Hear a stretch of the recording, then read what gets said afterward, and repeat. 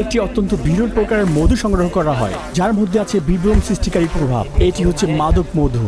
এই অসাধারণ মধু, যা হিমালয়ের পৃথিবীর সবচেয়ে বড় মৌমাছিরা উৎপাদন করে। এতে খুব শক্তিশালী গ্রানোটক্সিন থাকে। এই বিষাক্ত পদার্থ আপনার ইন্দ্রিয়কে অকল্পনীয়ভাবে বিকৃত করতে সক্ষম, যেমন অদৃশ্য কোনো কণ্ঠস্বর শোনা বা চারপাশের পৃথিবীকে গলে যেতে দেখা। পুরো রুম মনে হয় ঘুরতেছে, মনে হচ্ছে আমি আকাশে উঠতেছি। সে মাথা থেকে পা পর্যন্ত মাতাল হয়েছিল। সে 3 দিন ধরে ঘুমিয়েছিল। বিরল পাগল মধুর চাকগুলোতে পৌঁছানোর জন্য শিকারীরা শত শত মিটারের অনিরাপদ পাহাড়ে ওঠে, শুধুমাত্র একটি দড়ির সিঁড়ির উপর নির্ভর করে। তারা একদম খালি হাত পা ব্যবহার করে, যার ফলে সহ্য করতে হয় মৌমাছির অসংখ্য বেদনাদায়ক হুইলের কামড়। ইতিহাস জুড়ে স্থানীয়রা এই মধু শুধুমাত্র বিভিন্ন রোগের চিকিৎসা এবং যৌন উদ্দীপক হিসেবে ব্যবহার করে আসছে, কিন্তু এটি আরোগ্য ক্ষমতা এবং বিষাক্ততার মধ্যে সীমারেখাটি খুবই ক্ষীণ। এই মাদক মধু অতিরিক্ত পরিমাণে গ্রহণ করলে হৃদয় স্পন্দন দৃঢ় হয়ে যাওয়া, পক্ষাঘাত, এমনকি প্রাণহানিও ঘটতে পারে। আমরা যে দূরবর্তী গ্রামে যাচ্ছি, সেখানে শুধুমাত্র একটি পরিবারই এই মাদক মধু শিকারের প্রথা চালিয়ে যাচ্ছে। 7500 বছরের পুরনো এই গুহা চিত্রের মতো তাদের প্রাচীন পদ্ধতিগুলো এখনো পরিবর্তন হয়নি, এবং তাদের মধু শিকারের এই উপায় আপনি অন্য কোথাও আর দেখতে পাবেন না। 36 ঘন্টার আকাশ এবং সড়ক যাত্রার পরে অবশেষে তানজি গ্রামে পৌঁছলাম এবং গুরুঙ্গ উপজাতির সাক্ষাৎ পেলাম। তারা তিব্বত থেকে এখানে বসতি করেছে। হ্যালো স্যার, কেমন আছেন? আমি ভালো আছি। আপনার বাবা প্রধান মধু শিকারী এখানে?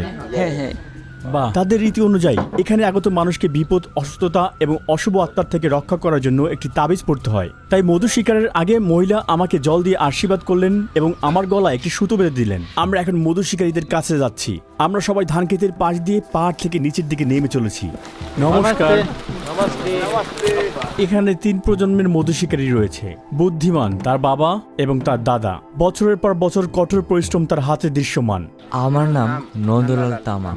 মধু শিকার আমাদের ঐতিহ্য। এটা আমার পূর্বপুরুষদের সময় থেকে হয়ে আসছে। প্রতি বছর তিনি মাদক মধু খুঁজতে উঁচু পাহাড়ে যান। এই কাজ করতে অনেক বেশি সাহসী মানুষ প্রয়োজন। প্রত্যেকেই এখন তাদের নিজ কাজে ব্যস্ত এবং তারা সোনালী ওষুধ শিকারের প্রস্তুতি নিচ্ছে। নন্দ এবং তার বাবা সিদ্ধান্ত নিচ্ছেন প্রথমে কোন পাহাড়ে যাবেন। অন্যদিকে বাকিরা এখন সরঞ্জাম প্রস্তুত করছেন। মই তৈরি করতে তারা সাবধানে একটি কাঠের তক্তাগুলোকে 2টি বাঁশের দড়ির সাথে ফিট করছেন, যা কয়েক মিটার লম্বা। এটি এমন ভাবে ঢোকানো হয়। পাহাড়ের উপরে নন্দ এবং অন্য গ্রামবাসীরা চূড়ান্ত প্রস্তুতি নিচ্ছেন। তারা শক্তভাবে মইটিকে একটি গাছের কাণ্ডের সাথে সুরক্ষিত করছে। মৌচাকের কাছে মইটিকে নিয়ে যাওয়া খুবই গুরুত্বপূর্ণ। এটি দড়ির অগ্রভাগ। নিচে নামার জন্য এটাকে ঠিকভাবে বাঁধতে হবে। ঠিকভাবে না বেঁধে কোনোভাবে নিচে নামা যাবে না। প্রথমে তারা আগুন জ্বালাবে এবং তারপর দড়িগুলো নিচে ফেলা হবে। ওই লাঠি কোথায়? ওইটা দাও। অন্যদিকে বাকিরা সদ্য কাটা পাতা দিয়ে বিশাল একটি পোটলা বানাচ্ছে। তারা মাঝে কিছু কাঠ দিয়েছে এবং দড়ি দিয়ে জড়িয়ে দিচ্ছে। এই বিশাল পোটলা ধূপটি মধু শিকারীদের মৌমাছির বিরুদ্ধে একমাত্র প্রতিরক্ষা। মৌমাছিদের তাড়াতে আগুন অপরিহার্য। ধোঁয়া ছাড়া মৌমাছিরা সরে যাবে না। একবার ধোঁয়া ছাড়িয়ে পড়লে তারা অসাড় হয়ে যায়। প্রথমে মৌমাছিরা আক্রমণাত্মক হয়ে ওঠে, তারপর তাদের চলাফেরা কমে যায়। এরকম কোনো দুর্ঘটনা ঘটেছিল, যেমন আপনাদের গায়ে আগুন ধরে গিয়েছিল? দড়ি ছিঁড়ে গেলে মধু শিকারী আগুনে পুড়ে যেতে পারে। এটা কি জন্য? এটা এক ধরনের ফিতা, এটাকে ঠিকভাবে বাঁধার জন্য।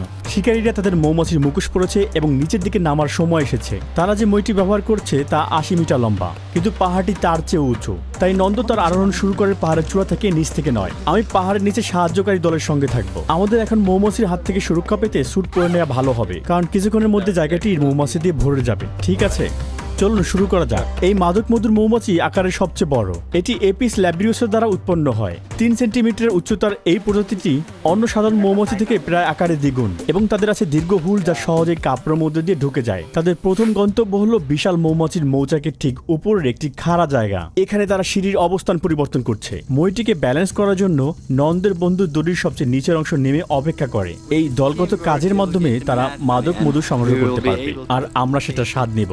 উঁচু জায়গায় জুতা পরে না। কেন এমনটি হয়? এতে আমাদের পা ভালোভাবে বসে। খালি পায়ে আমরা স্থিতিশীলতা নির্ধারণ করি এবং নিয়ন্ত্রণ করি। খাড়াটি শিকারীর জন্য বিপজ্জনক, কারণ এটি পিছলা। শিকারীদের কোনো সুরক্ষা নেই, আর যদি তারা পড়ে যায় তবে মৃত্যু নিশ্চিত।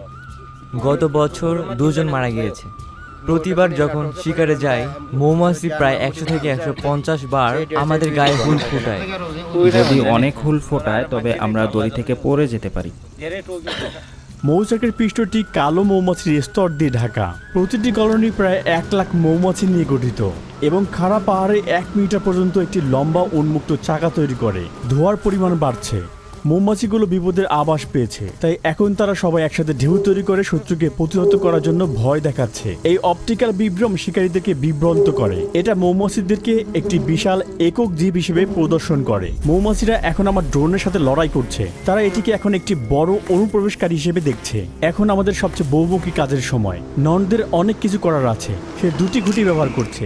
একটিকে ঝুড়ির ব্যালেন্স রাখার জন্য ব্যবহার করছে, খুঁটিটিকে স্থির রাখতে সে তার পা ব্যবহার করছে, আর অন্য খুঁটি দিয়ে সে বিশাল মৌচাকটি কাটছে। মৌমাছিগুলো তখন ভন ভন করছে। প্রতিবার সে যখন কয়েক কিলো মধু কেটে বের করছে, মৌমাছিগুলো প্রায় তাকে 100 বার পর্যন্ত হুল ফুটা করতে পারে। তবুও তাকে স্থির থাকতে হবে, তাকে দ্রুত করতে হবে, কিন্তু সতর্ক থাকতে হবে। তার একমাত্র সুরক্ষা হলো দড়ি এবং মই। একটি ভুল পদক্ষেপ বিপদ বয়ে আনতে পারে।